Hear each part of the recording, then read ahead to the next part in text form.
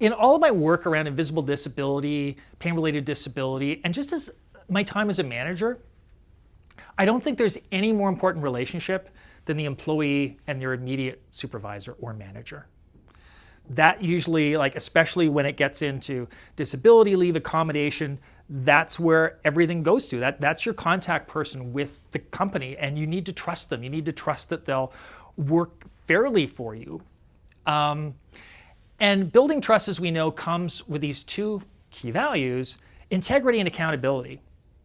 So integrity is merely, from a manager supervisor point of view, being as honest as you can be with your employees. And obviously there are times where you can't tell your employees everything that's going on.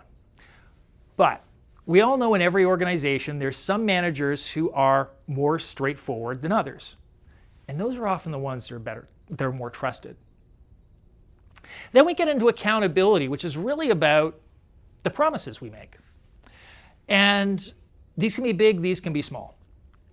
But it's really important, first of all, if you're a manager or supervisor, not to make a promise that you cannot personally keep, considering the responsibilities of your job. I learned this the hard way, as many managers do. Sometimes if somebody comes in disclosing a disability, they may feel they need to go on leave, they may need an accommodation, whatever.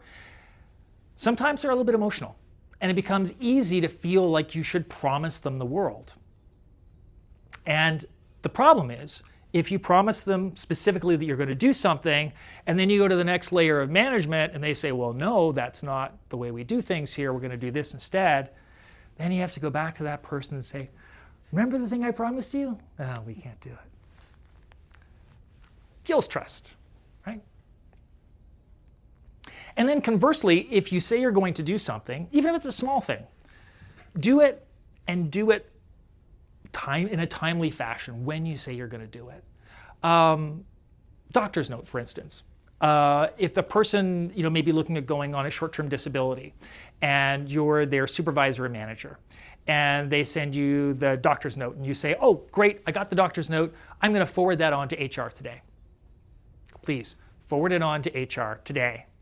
Because if that employee calls HR tomorrow, and they don't have that document yet, you have just absolutely killed trust. Okay, I'll tell this story. I once went on a dumpster dive for one of my employees. She was out in BC. She had sent me this package with a whole bunch of technical stuff in it, and I didn't realize at the bottom of the package was an envelope with her doctor's note for her short-term disability leave. And I threw it out. And then she called and said, hey, the doctor's note. I said, let me get back to you. So they had already cleared out my garbage can. So I went in the big bin at the back in my suit, and I did a dumpster dive for the letter.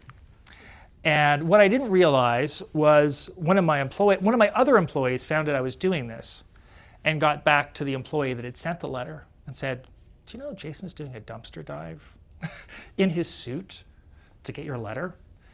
And it turns out I didn't find the letter, but the employee was so impressed that I would go to that length to get it that she was quite happy to send me another one. Now, I'm not saying you all have to go dumpster dive for your employees, but that's how much I realized it could be a trust-killing experience if I just said, oh, well, you should have told me it was there, it was your own fault.